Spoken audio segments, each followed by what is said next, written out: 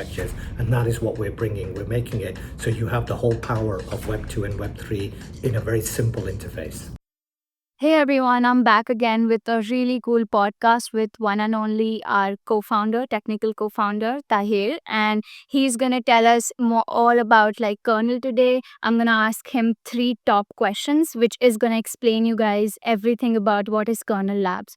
So the first question that I wanna ask you is that how is kernel labs making life easier for these Web3 developers who are just are in the chains always. There are so many chains, so it's all fragmented, right? So how are we making life easier for them? What's the cheat code? Sure, no.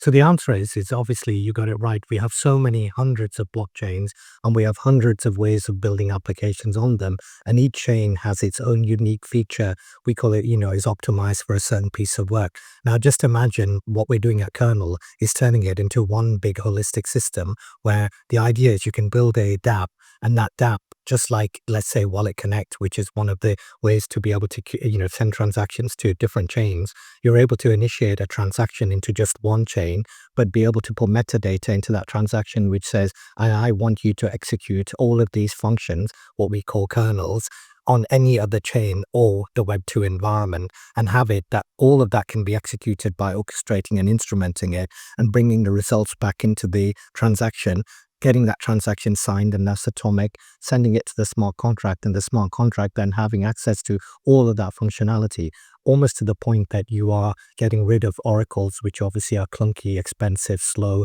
have their own consensus mechanisms. So imagine being able to build an application that we know today in where it went from client server to something that's more like cloud computing with microservices, with event bus, message bus, all these architectures. And that is what we're bringing. We're making it so you have the whole power of Web 2 and Web 3 in a very simple interface. Very like perfect answer, I feel like. And this was more about like how Web3 developers can utilize kernel labs. And now I would love to know more about like what about Web2 businesses and Web2 app developers who want to come into blockchain, but it's so much friction and a lot of blockchain drama. So how we can just remove that or just make it easier for them? I'd say the first thing is have you do what you do very well, which is you're bringing everybody together. But aside from that, what Kernel is doing is amazing. What we're doing is we're making it that all of that rich functionality you have in Web 2, you can expose it to Kernel. It's very simple. Most of those endpoints are RESTful endpoints. If you turn those into an open API schema, and you can literally take that schema and upload it, which is what we call registering a kernel, you're exposing that to basically every chain. So basically, if I start my transaction on Ethereum, I can utilize that Web 2 kernel. I can utilize any on-chain smart contract on any other chain. So it all becomes transparent and all becomes really, really easy. So the divide between Web 2 and Web 3 has always been that we've had Web 2 and we've gone from, version 1, version 2 to what we call Web 3, coined by Gavin Wood. And at the end of the day, this Web 3 environment has it that we think of it as transparent, decentralized, trustless, all of this. And that's where the divide has been, which is how do you bring the two together? We see a kernel that there should never be a divide. There should just be one technology. You use the best technology for the use case that suits you best. That is how we are going to make sure that the divide is covered. Got it.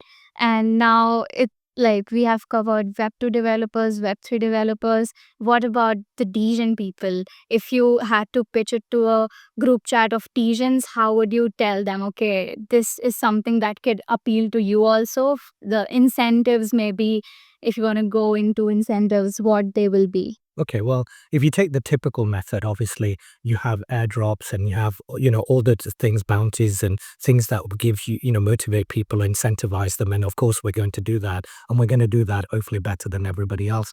One of the key things that attributes of kernel is when our sort of say kernel operating system within a blockchain node. And remember, our technology enhances and modifies the blockchain node, like the Geth node. We've turned it and modified it, and we call it a kernel Geth node.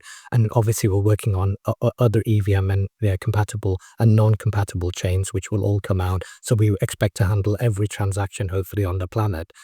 We're going to be able to accrue some base fee on when we handle each transaction, and that will be added to the kernel token. So just imagine a kernel token that is not just the utility of like governance or other aspects which people use, and really its method of sort of growing or doing anything is almost equivalent to meme coins or what the audience thinks. Imagine a true infrastructure token that has real value, and over the course of the growth of what we call Web3, but I call it maybe Web4 or whatever we want to call it in the future, that as our infrastructure integrates into every chain, that's going to grow, and we want to onboard as many people and make them part of our community and our project. And this is where working with people like yourself who are in the weeds, we would look to see what are those mechanisms. So in one way, Muskan, I'm going to ask you, what do you think we should do at Kernel that would bring on degens?